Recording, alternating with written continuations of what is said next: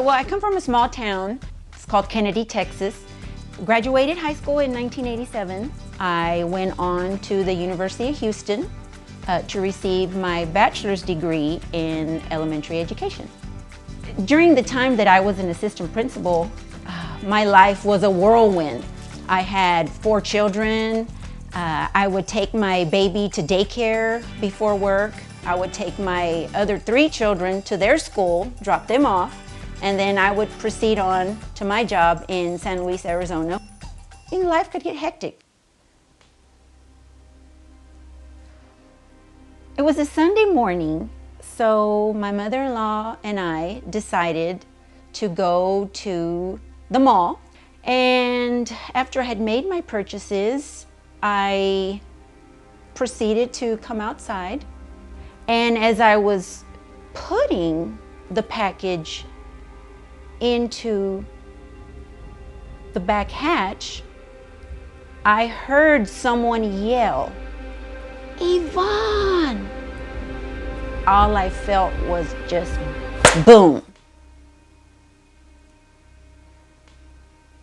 It was the impact of the vehicle that had hit me. I looked down, and when I looked down, I saw my legs laying on the ground. There were 2 Marines and a paramedic. They were the ones that immediately came up to me after that, took off their belts, applied them onto my legs as tourniquets. The off-duty paramedic is the one who called 911. And I was very fortunate because when he called 911, he told them to bring blood. And the sad thing is I never lost consciousness. And I wanted to not feel.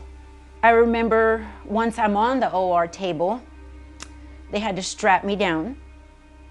I remember them putting the tube down my throat. And after that, everything goes black. I remember waking up very fuzzy. And when I was finally able to focus, I see that it's my husband.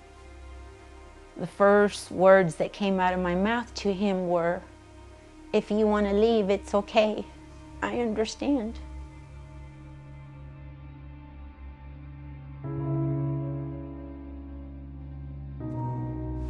I was in the hospital for almost 2 months, and I was finally able to return home. But then once I got home, I realized I wasn't going to be able to return to my life. I was in a chair, and I was hurt, and I was depressed, and I was mad at everything and everybody. And I stayed that way for a very long time.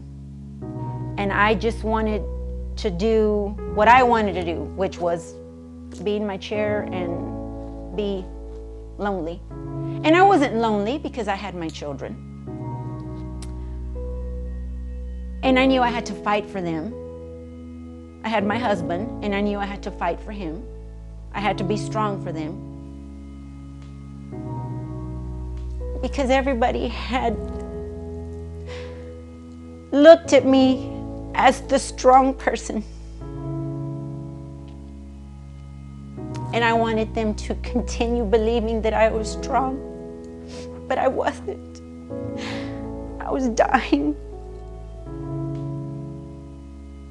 January of 2015, when I went to an appointment at Hanger Clinic, that Mona Patel was telling me about a boot camp that took place in Oklahoma City. And at that same time, my dad had gotten very sick. And he and I were having a conversation one day. He made me promise that I would attend.